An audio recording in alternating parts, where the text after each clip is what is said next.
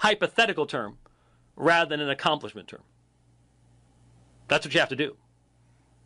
Unless you're a universalist, and I know you're not. So, put all the other stuff aside. Stop using the cheap debating tricks. Put it all aside. Focus like a laser beam on the text. Why have you ignored what comes after verse 4? Why have you falsely attempted to build an inviolable wall between verses 2 and 3? Deal with the text, sir. If you're just going to keep posting videos filled with invective, filled with ignorant stuff like, I can't believe this man's so foolish, he'd name his ministry after Geneva.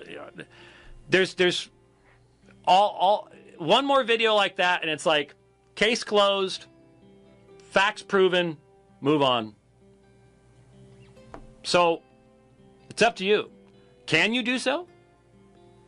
I be honest with you, I've never seen you not utilize that kind of argumentation. So it would take a tremendous amount of discipline not to do it. But there's my invitation. Let's see what you can do. Because I think people deserve to see who is able to handle the text in a consistent fashion and who cannot. And I will utilize the exact same exegetical methodology in responding to you that I would utilize in responding to other Arminians who have different views than yours. People are going to get an interesting opportunity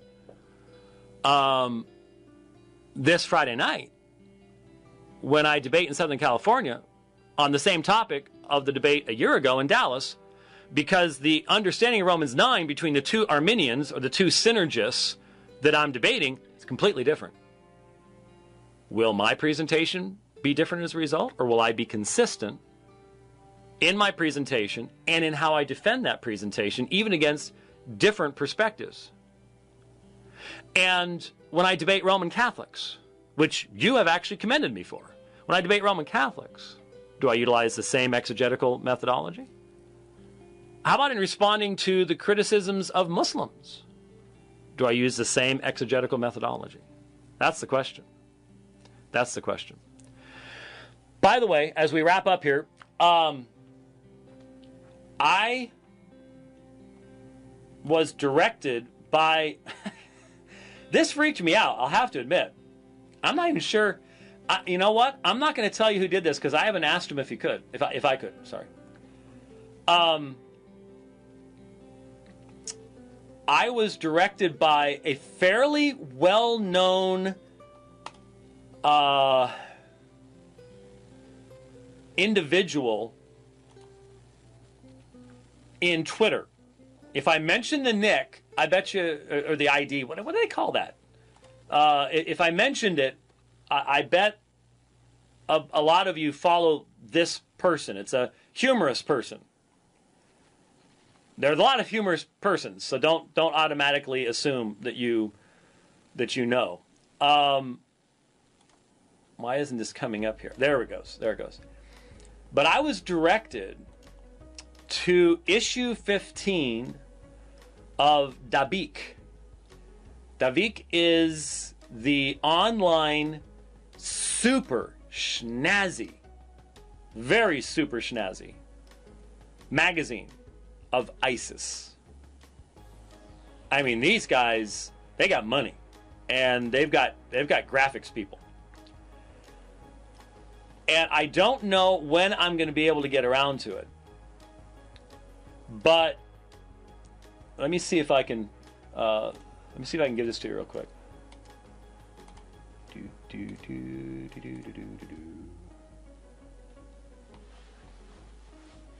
Look at this. Break the cross. You've got folks pushing a cross over there from a church, obviously. And you've got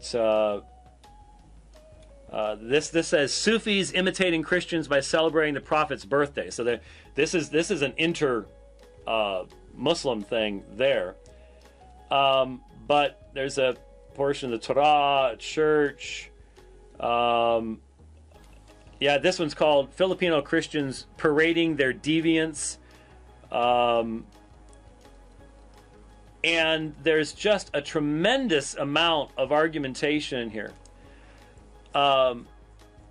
Yeah, in the end, we challenge all the arrogant Christian disbelievers with a challenge presented by a law for those who lie against Jesus. As the Lord said, verily the example of Jesus according to the law is like that of Adam. He formed him of earth and then said, be, so he became. Al Imran 59.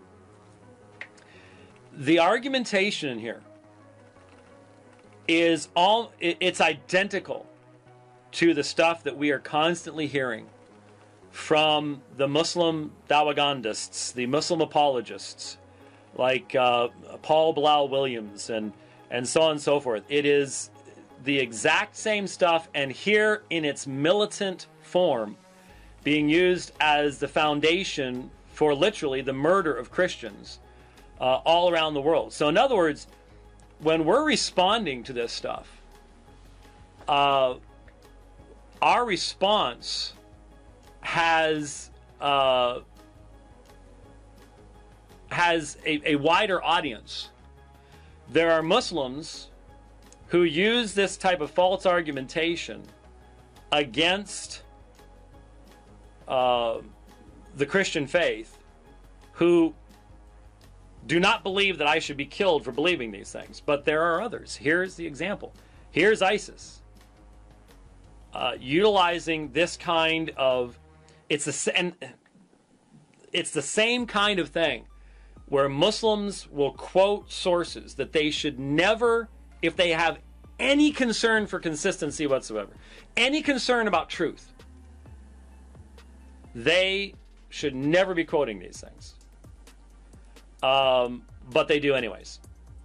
And it doesn't matter whether they are the Muslims who don't want to kill me or the Muslims who do. I can understand why the Muslims who want to kill me are not concerned about truth.